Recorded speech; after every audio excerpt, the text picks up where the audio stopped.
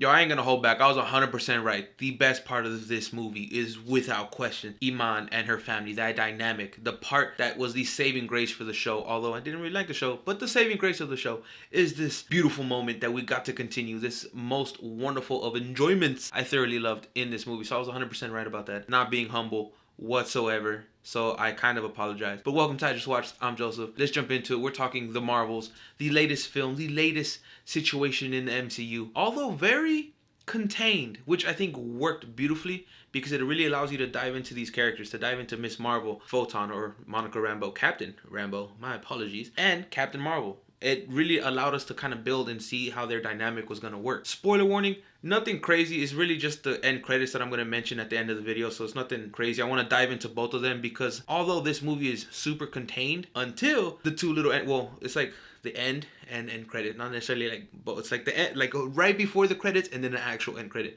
that make it blow up and really dive into the future of the MCU. That being said, without my favorite moment in this movie is that initial fight scene where they're switching and you see like they end up in Kamala's house, they end up in the space elevator and in the Kree ship and they're just switching because that song, rat-a-tat-tat, oh, I haven't stopped listening to that song since, but it's a combination of the song goes, this is the beat that make you go rat-tat-tat, rat-tat-tat. I was in it to win it because that song is fantastic.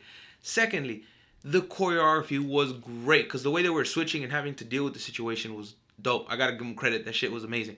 I've seen it twice and both times I was just, that's my favorite part. I'm in it. I'm hyped. The music got me going. The little scenes between them adjusting and using their powers and trying to realize like, where the hell am I? That's a bad guy. That mix was amazing. And the way they edited it was fantastic because you see like the quick movement and boom, it switched to the next girl and the next girl and the next girl. And it was clean. And even Nick Fury, his small little parts there, he felt like Nick Fury. He was a badass. He had some good quips. And this movie actually has a lot of humor, but it's not the usual or as of late Marvel humor that's like, ha ha ha, please look, I'm funny. It was actually kind of genius. I love the small little clips from Nick Fury because I think most of the comedy really came from him and Iman's obsession, or her character's obsession with Captain Marvel. Most of the humor just came from them. So it wasn't like everyone was just some goofy idiot in the situation and trying to be a little bit lighthearted. Like when they're falling from the sky and right when they hit, he's like, oh, it's cool, it's Captain Marvel. If it was Photon or Kamala, he would have been worried, but he's like, oh, it's Captain Marvel, she's fine.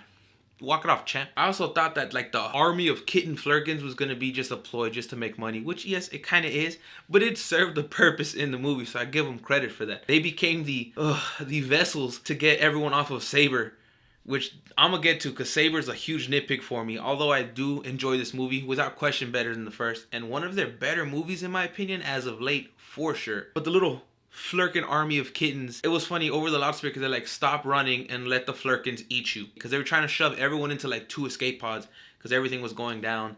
And oh, and S.A.B.E.R, before I forget, S.A.B.E.R stands for Strategic Aerospace Biophysics and Exologistics Response, or S.A.B.E.R, a human Skrull hybrid. I don't know why they didn't call it S.W.O.R.D. That's why it's one of my nitpicks. Should have just been S.W.O.R.D. You already had S.H.I.E.L.D. This should have been S.W.O.R.D. S.W.O.R.D is a fantastic agency. I love S.W.O.R.D. A little more aggressive, less responsive, and more like, let's get shit done. 100% should have been S.W.O.R.D. I think it's an unnecessary change. Also, for a space station that was just done and all kinds of power, it went down quick, too sweet, all right? Just saying, upgrades, baby. It went down like the Titanic. Honestly, that's one of my bigger nitpicks, but it's not a huge issue. It's just me as a comic book person, as a geek who loves reading them and knows the stories. Like, I was excited to see S.W.O.R.D, and especially when we knew that's what he was building, I was super excited for that. So them being, it's S.A.B.E.R, and it stands for what I said earlier, Strategic Aerospace Biophysics Logistic Linguistic Response, whatever. My other big nitpick is the villain, Dar-Benn. She wasn't bad by any means, but she was just lackluster. She just felt like your classic MCU villain. Like, doesn't really do anything. Is kind of there to get thrown around. Don't get me wrong. Again, the choreography when they were beating the shit out of her was cool. You know what I'm saying? Seeing the combos of the 3 of them work together and how they would change for the last hit and she would go flying. Like, things like that were great choreography wise. But her villain, her arc, she's a bad guy, but she wasn't, because she was trying to save Hala after it got destroyed by a decision that Carol Danvers made. So like, she wasn't necessarily a monster, but she was doing monstrous things for like the greater good of her people. But like, so if you're from Hala, she's a hero, but if you're not from there, she's a monster. Over the relatable villains, give me a villain who's like, oh, I'm bad because I like it. The pain in your eyes brings pleasure to my heart. That villain, bring those back, please. Although that fight scene initially when they're going through the house and space like that I was talking about, that was phenomenal, that I can watch back to back, and I love that song because the beat make you go rat-tat-tat. Although I'm giving it all this praise because it's Marvel and as the latest stuff, my little thing that was bothering me was like there was no fear in that situation. Although the parents are being attacked by Kree and Kamala's fighting Kree that she's never dealt with, and like there was never this moment consequence or that heaviness of like something might happen. So if it would have had that, Chef's Kiss, it would have been game changer. But the last few movies have lacked that sense of consequence, that heaviness, that weight of if we fail, there's real failure here. There's death, there's tragedy, there's consequences. I say that because yes, overall, I really did enjoy this movie. I thought it was a funny movie. I like the story. I think it's super fast. It's not necessarily bad, but the pacing in this movie is quick. There is no ifs, ands, or buts. There's like, this is what's happening. We're going, we're running. It's done. It's not bad, but like, 10 more minutes so I could have enjoyed a few things. Would have been, pleasing to me. But now we're getting into like the big spoilers, which is one, the worst kept secret of all time is Young Avengers. They're doing it. You see Kamala pull her Nick Fury and shows up at Kate Bishop's apartment and she's like, I want you to be part of my team. Did you know Ant-Man has a daughter? Like the clear establishment, we're getting Young Avengers, which is great. There's a nice little team to be built there, but I'm gonna dive into that later in a separate video. Also dive into this end credit scene, the actual end credit scene, which is Photon wakes up in a different dimension with her mother sitting there and she's freaking out because like that part was kind of sad because she's like, Mom, I'm so sorry. Like you just saw the emotion hit her because her mom died while she was blipped. So when she got back, nothing was there. So you just had that moment, which was good. It was beautiful. It was tragic. It was sad. Like that was nice. Then she stands up.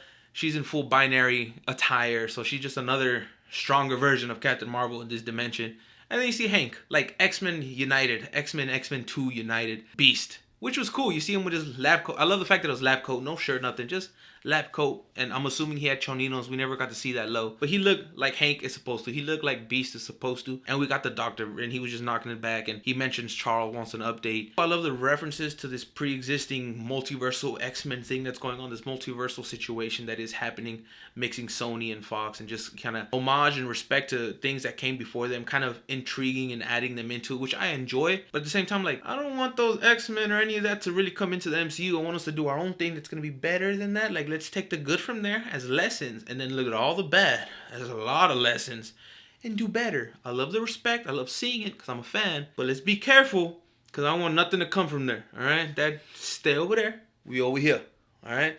But I want to dive more into that, the little references, binary and all that stuff in a separate video when I dive into the Young Avengers. So just stay tuned for that. But overall, I enjoyed the movie. Highly recommend it, actually. I think it is rewatchable, especially as of late for Marvel movies. And compared to the first one, much better for me. Like I said, rat-tat-tat. I haven't stopped listening to it. I'm sorry.